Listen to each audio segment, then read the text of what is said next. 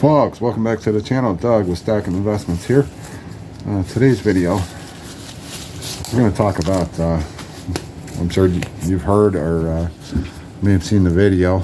I will leave a link to Scott's channel, Gold Silver Stacker's channel down below, and I'll leave a link to his video where his bank has closing all of his accounts.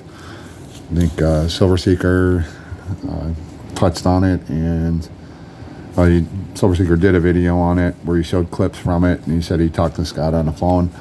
And then Daniel also over at Coin Help You touched on it and given their thoughts. I was at my LCS because I've heard 4 or 5 coin shops have lost their accounts, and I was talking to my coin shop. The father there has traveled the world. He used to deal in diamonds before he got in gold and silver. He's been inside the London Exchange. He knows all about the COMEX, kind of the ins and outs of that. And they also know somebody who is an insider at one of the big banks. And they were telling me what happens and why these accounts are being closed now is because the banks are heavily regulated by the government, and they've got so many different catch-alls to throw up red flags. And what they were telling me is it's not so much the business, like if a coin shop sends something off to the refiner, or they send it to a high up wholesaler or to another dealer. Usually those are electronic funds, or the other dealer sends a check, or it's a direct deposit in the account. Where the problem happens is when the coin shops make the large cash withdrawals to have cash on hand to do purchases from the public, from their customers, or they're taking it out, or they're getting a lot of cash and having deposited in the bank. They've said a store chain got in trouble with this, and the banks closed, or almost closed the account, but everything got straightened out because the stores were going through a lot of cash, and it throws up red flags. And the way it's explained to me is why they want to close the account instead of saying, hey, this person's on the up and up. They've got their anti-money laundering document from their lawyer, like Daniel showed on his video, on file with us. They're following all the laws. They're got everything from the state. Everything is on the up and up. Even though that's going on, those large cash withdrawals or frequent cash withdrawals or frequent deposits are triggering red flags.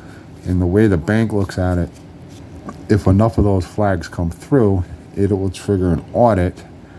And the bank, they said it could cost up to $1 million to have an accountant go through and do an accounting audit to make sure everything's on the up and up. So the reason the banks are choosing to close the accounts is they don't want the audit. That's what it's boiling down to. There's red flags coming up, and if they get enough of those red flags, the government gets called in, and then the bank has to spend up to $1 million getting an audit done to show that they're following the rules and everything's on the up and up.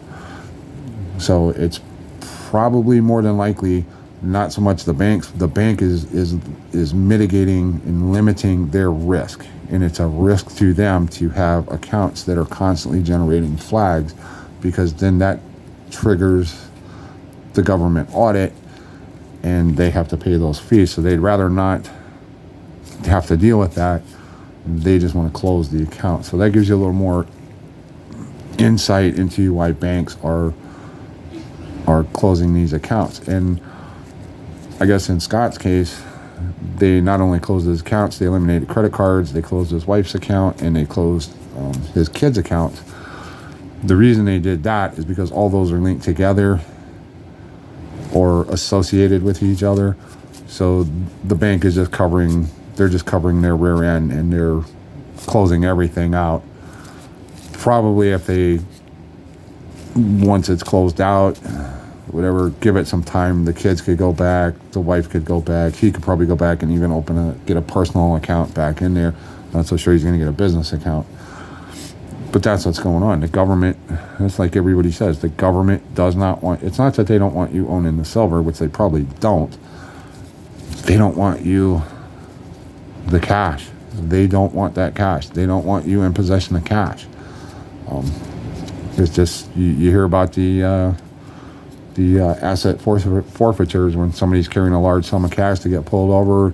They find the cash, then the government just seizes the cash, even though no crime's committed, simply because it's a large amount of cash. But by law, you can carry $1 million around with you if you want to. There's nothing illegal about it, but you run into the right officers, the right county, whatever, they're going to seize that cash because they're going to take advantage of it, because it's kind of a screwed up situation where you have to prove the money's innocent.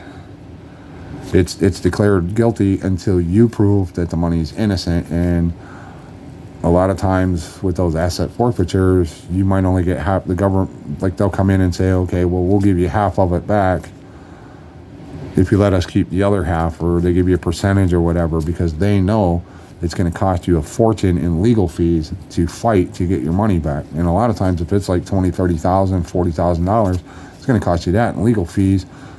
You're going to come out in a wash in the end. You're going to wind up nothing, and the lawyer's going to get it all. And they know that. The government knows that. So, stacking some cash, I don't know if it goes too heavy in cash. It's up to you. It's your thing. I tend to do a little of everything.